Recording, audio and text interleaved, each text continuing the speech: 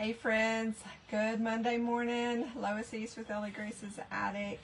I'm a little later than I usually am. I totally ran out of the house this morning and left my Bible, so I couldn't really read the Psalms to you without that. Without the, we're reading out of the Message, so I just want to be consistent. So even though I'm a little bit late, I wanted to read out of the Message as we've been doing every Monday for the past several Mondays. We are on Psalm 44 today, and it's a little lengthy, so I'm going to go ahead and just read to you guys, and pray that wherever you are, this encourages your heart. So hang tight, let's get into it. Psalm 44, a psalm of the sons of Korah, reads, "We've been hearing about this God all our lives. Our fathers told us the stories. Their fathers told them how single-handedly you weeded out the godless from the fields and planted us, how you sent those people packing, but gave us a fresh start. We didn't fight for this land. We didn't work for it. It was a gift. You gave it, smiling as you gave it, delighting as you gave it. You're my king, O God. Command victories for Jacob. With your help, we'll wipe out our enemies. In your name, we'll stomp them to dust. I don't trust in weapons. My sword won't save me, but it's you who saved us from the enemy. You made those who hate us lose face. All day we parade God's praise. We thank you by name over and over. But now you've walked off and left us. You've disgraced us and won't fight for us. You made us turn tail and run. Those who hate us have cleaned us out. You delivered us as sheep to the butcher. You scattered us to the four winds. You sold your people at a discount. You made nothing on the sale. You made people on the street, urchins, poke fun and call us names. You made us a joke among the godless, a cheap joke among the rabble. Every day I'm up against it, my nose rubbed in my shame. Gossip and ridicule fill the air. People out to get me crowd the street. All this came down on us, and we've done nothing to deserve it. We never betrayed your covenant. Our hearts were never false. Our feet never left your path. Do we deserve torture in a den of jackals, or lockup in a black hole?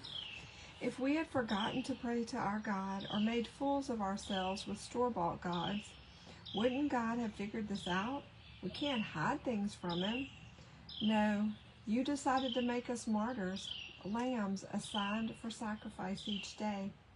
Get up, God. Are you going to sleep all day? Wake up. Don't you care what happens to us? Why do you bury your face in the pillow? Why pretend things are just fine with us? And here we are, flat on our faces in the dirt, held down with a boot on our necks. Get up and come to our rescue. If you love us so much, help us." Amen. That, friends, oh my goodness, that's so raw and so honest. And where most of us, if we are honest with ourselves, find ourselves more often than not, at least I do. When things are hard, I tend to shift my focus to the problem, right? And I tend to get bogged down in that and overwhelmed by it. But despite the tough times that we might find ourselves in, God is still faithful, right? He was, he is, and he will be faithful to us always. Always working it out behind the scenes on our behalf for our good, right?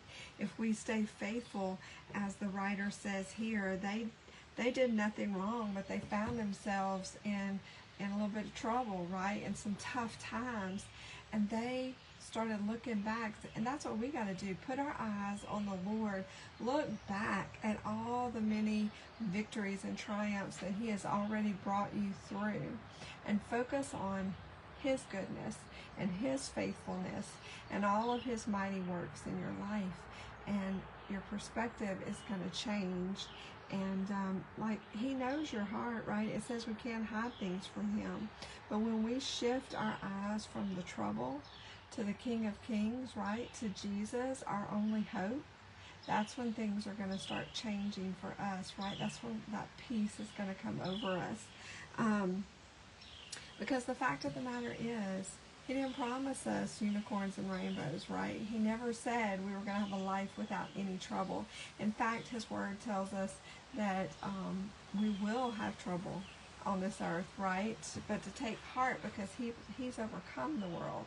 So we know we're going to have trouble. But peace isn't the absence of trouble, right? Peace is his presence in the midst of the trouble. So I hope that encourages your heart today. I know it does mine. Yeah. Hope you have a blessed week. Go do good and be blessed. And I'll see you guys back a little bit later with something crafty. Well.